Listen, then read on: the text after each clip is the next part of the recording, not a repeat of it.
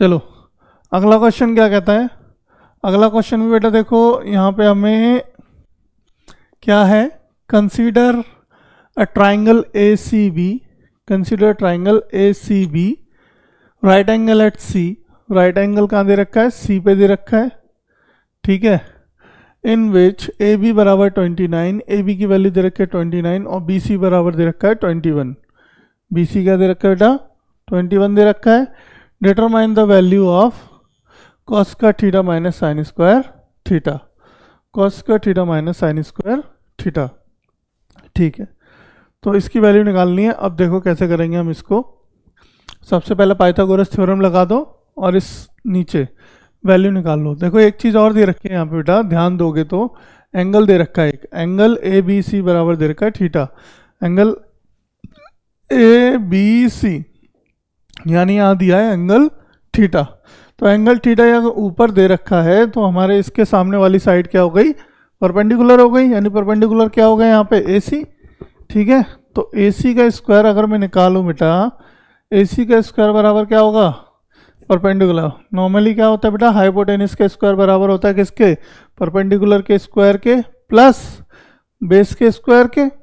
But यहाँ पे अगर मैं डायरेक्टली परपेंडिकुलर का निकालूँ और आपका बेस उधर चला जाएगा तो क्या हो जाएगा, ए बी का स्क्वायर माइनस बी सी का स्क्वायर। अब ए बी कितना दे रखा है बेटा, 29 का स्क्वायर माइनस 21 का स्क्वायर।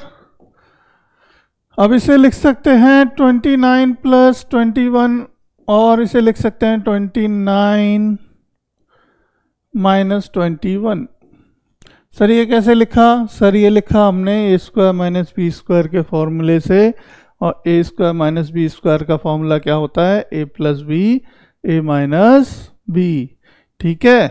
तो इसी को अब क्या कर लो, आप जोड़ दो, इन दोनों को जोड़ोगे तो क्या होगा बेटा 50, और इसको जोड़ोगे तो क्या होगा, इसको माइनस करोगे तो क्या होगा बेटा 8।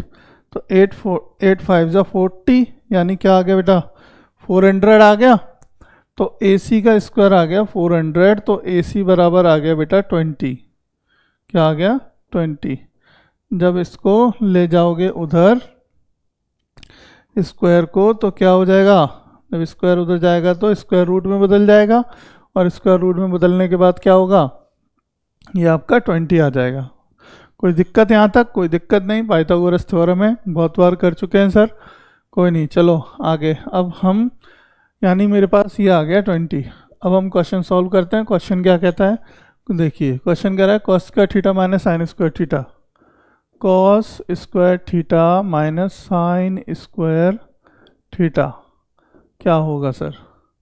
Cos square theta minus sine square theta की वैल्यू रख दीजिए। कॉस की वैल्यू क्या होगी बेटा, कॉस क्या होता है, बेस अपॉन हाइपोटेनियस।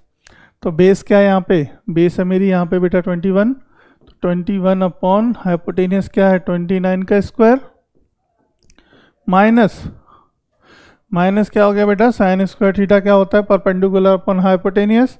परपेंडिकुलर क्या है बेटा यहाँ पे 20 अपॉन हाइपोटेनियस क्या है 29, ठीक है, का स्क्वायर, ठीक है। अब देखो ये भी वही बन गया बेटा आपका, क्या हुआ ये, वही ए स्क्वायर माइनस बी स्क्वायर। अगर मैं इसको उसी फॉर्मूले से लिख लूँ 21 अपॉन 29 प्लस 20 अपॉन 29, ठीक है, और एक साइड लिख लूँ 21 अपॉन 29 माइनस 20 अपॉन 29, ठीक है। तो देखो यहाँ तो हो गया ऊपर बेटा क्या 41 अपॉन 29, और यहाँ क्या बचा बेटा 1 अपॉन 29, ठीक है। तो ये हो गया एक 41 इधर। अब 29 का स्क्वायर क्या होगा, 29 का स्क्वायर होगा बेटा कितना, 9 का स्क्वायर क्या होता है 1, मतलब 81, 9 का स्क्वायर 9 नाम 81, 1 कैरी कितना आया 8, तो 9 दूनी 18 दूनी 36, 36 और 8 44 का 4, ठीक है। और 2 का स्क्वायर कितना होगा, 2 का स्क्वायर होगा 2 दूनी 4, 4 और 4 कितना हो गया 8, 841 होगा बेटा, क्या होगा 841 होगा। तो 41 अपॉन 841, क्या दे रखा है हमें ऑब्जेक्शन में? बिल्कुल दे रखा है सर। क्वेश्चन मतलब ऑब्जेक्टिव नंबर 4 इसका बिल्कुल सही आंसर होगा। अगर मेरा बच्चा लोग किसी का अलग आ रहा है तो वो गलत होगा, यही सही आंसर है। अब सर ये आपने 29 का स्क्वायर कैसे निकाला, हमें तो बताओ। बिल्कुल सोच रहे होगे आप सब कि 29 के सर ने स्क्वायर कैसे निकाला। बेटा अगर आपको याद है तो अच्छी बात है, ठीक है। अगर नहीं याद तो कैसे निकालेंगे, इसके लिए मैं एक छोटी सी वीडियो बनाऊंगा, उसमें देख लेना। और यहाँ पे बस जल्दी से बता देता हूँ कैसे निकाला।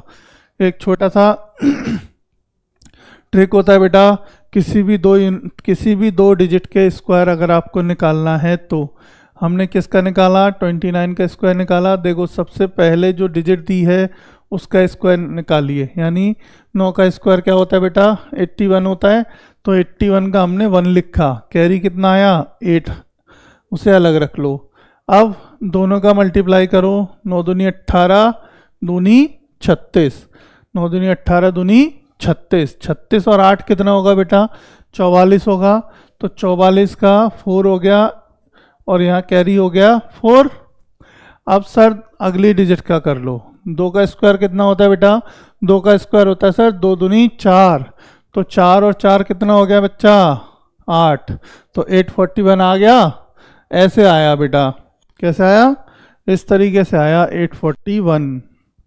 ठीक है, कोई दिक्कत, निकाल लोगे, किसी भी एक डिजिट का ट्राई करो, समझ आ जाएगा, आसानी से निकाल पाओगे, कोई भी दिक्कत नहीं है। स्क्वायर याद करने की भी ज़रूरत नहीं है, पर याद रखोगे तो जल्दी लिख पाओगे, अन्यथा ऐसे भी आप 2 सेकंड या 5 सेकंड में आप स्क्वायर निकाल पाओगे।